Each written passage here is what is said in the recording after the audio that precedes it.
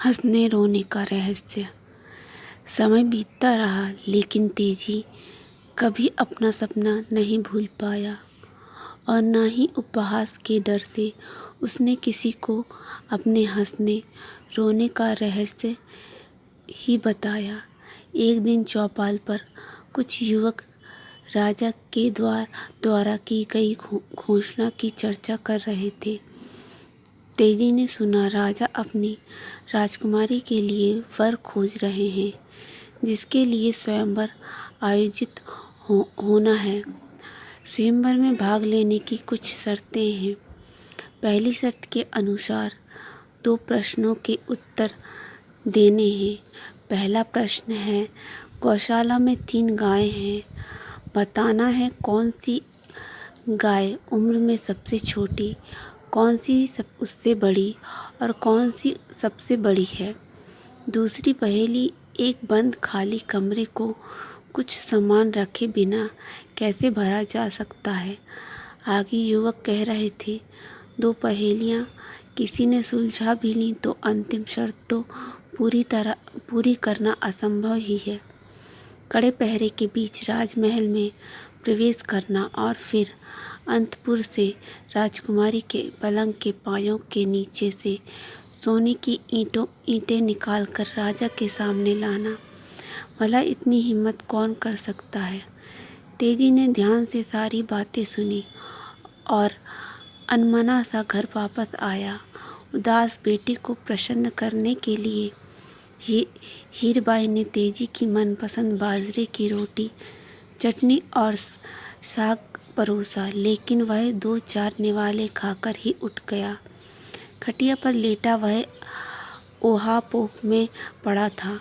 माँ से कैसे पूछूं, कहीं मना कर दिया तो। तभी हीरबाई सिरहाने बैठकर उसका सिर सहलाने लगी। अचानक तेजी को अपना सपना याद आ गया और वह हंसने लगा, लेकिन माँ को खुश होती इसके पहले ही वह रोने लगा। उस दिन हीरबाई ने कारण जानने की जिद कर ली। तेजी उदास स्वर में बोला, राजा की घोषणा को तू जानती है, मैं भी दरबार में जाकर अपना भाग्य आजमाना चाहता हूँ, तू मुझे जाने देगी।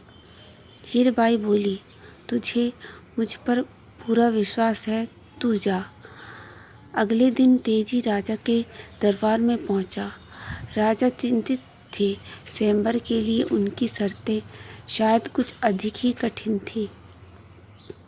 अभी तक कोई युवक सफल नहीं हो पाया था। तेजी की वेशभूषा उन्हें अजीब लगी। फिर भी कुछ सोचकर उन्होंने उसे गौशाला में भेज दिया जहाँ 3 गायें थीं। तेजी ने राजा से गायों को 2-3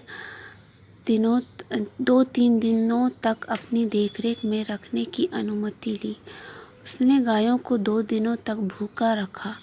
तीसरे दिन मैदान में घास का ढेर रखा और उसे चारों ओर से बांस और रस्सी से घेरकर थोड़ा ऊंचा बना दिया। फिर वह गायों को ले आया। एक ही छलांग में घास तक पहुंचने वाली गाय उम्र में सबसे छोटी थी। कई बार उछलने की कोशिश के बाद पहुंचने वाली गाय उससे बड़ी और गिरते पड़ते किसी तरह पहुंचने वाली बूढ़ी गाय थी। तेजी के उत्तर से राजा संतुष्ट हुआ। दूसरी पहेली सुलझाने के लिए तेजपाल राजा से कुछ और समय लेकर घर आ गया। उसकी समझ में नहीं आ रहा था कि बिना कुछ रखे खाली कमरे को भला कैसे भरा जा सकता है। सोचते सोचते एक सुबह अचानक उसे इसका भी हल मिल गया। वह राजा के दरबार में पहुंचा। राजा उसे बंद खाली कमरे में ले गया। तेजी ने कमरे की सारी बंद खिड़कियां और दरवाजे खोल दिए। कमरा सूर्य के प्रकाश से पूरी तरह से भर गया। राजा तेजी की बुद्धिमानी से चकित थे। उन्होंने उसे तीसरी शर्त पूरी करने के लिए कहा। कुछ दिनों की मोहलत लेकर वह फिर घर लौट आया। माँ के साथ मिलकर तरकीबें सोचता रहा। हीरबाई अपने बेटे के लिए चिंतित हो रही थी, लेकिन तेजी ने हार नहीं मानी। उसने भेष बदल कर राजमहल के आसपास कहीं से भी महल में प्रवेश करने की संभावना ढूंढी और एक योजना बना डाली। तेजी ने महल के पास घुड़साल में घास ले जाने वाले घसियारे से दोस्ती कर ली। घसियारा अच्छा इंसान था।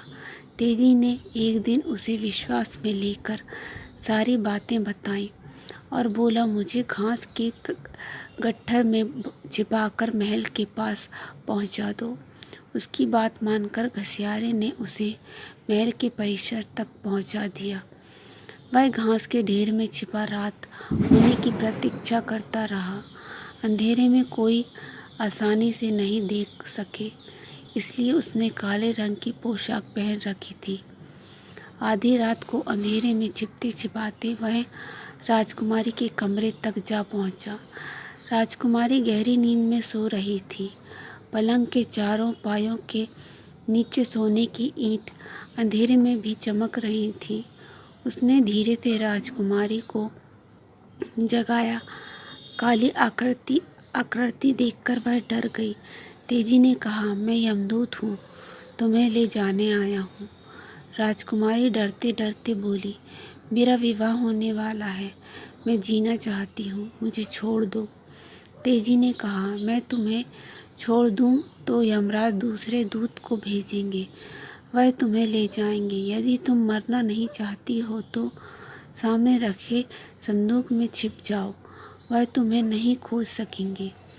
राजकुमारी के हामी भरते ही तेजपाल ने उसे संदूक में बिठाकर संदूक बंद कर दिया और सोने की ईंट निकाल ली।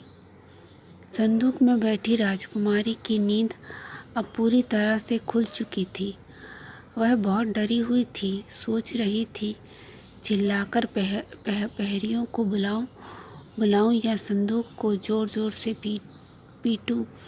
तभी मन में बिजली सा एक विचार क्रोधा, कहीं यह वही नवयुवक तो नहीं जिसकी बुद्धिमानी की प्रशंसा पिताजी कर रहे थे।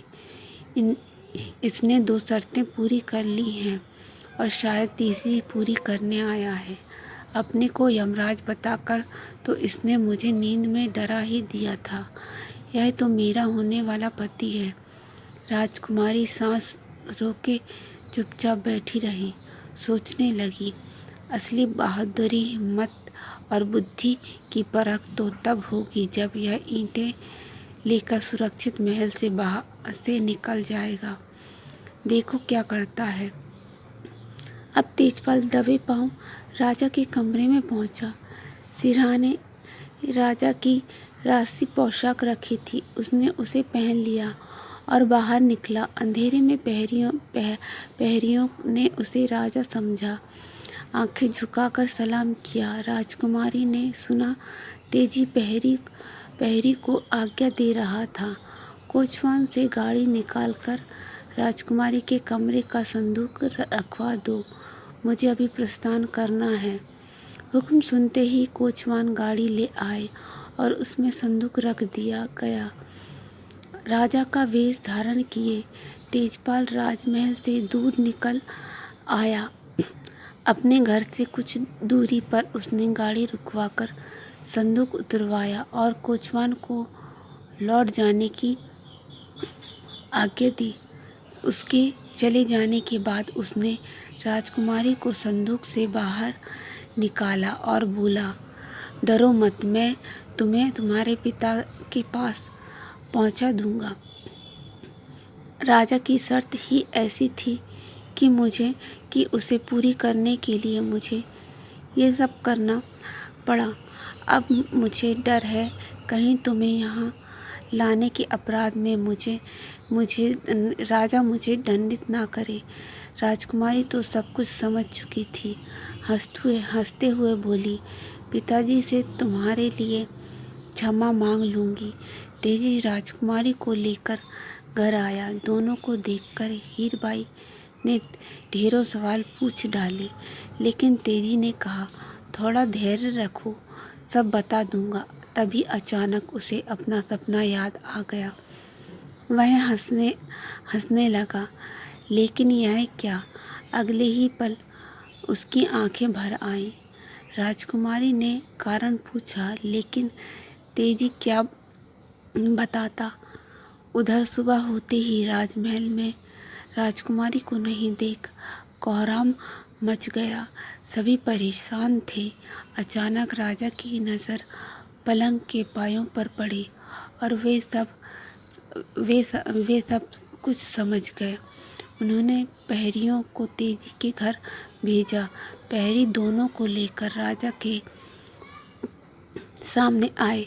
तेजपाल ने हाथ जोड़कर क्षमा मांगते हुए सोने की चारों ईंटें राजा के सामने रख दी। राजा ने उसी समय निश्चय कर लिया कि तेजी ही उसकी राजकुमारी के लिए योग्य वर है। निर्धनता कोई दुर्गुण नहीं। तेजी ने अपनी हिम्मत, बहादुरी, बुद्धि और शराफत से स्वयं को असाधारण सिद्ध कर दिया था। राजा ने बड़ी धूमधाम से राजकुमारी का विवाह तेजपाल के साथ कर दिया। अब तेजी अपने हंसने रोने का रहस्य सबको बता सकता था। उसका सपना सच हो चुका था और अब केवल हंसने का कारण था, रोने की कोई वजह नहीं थी।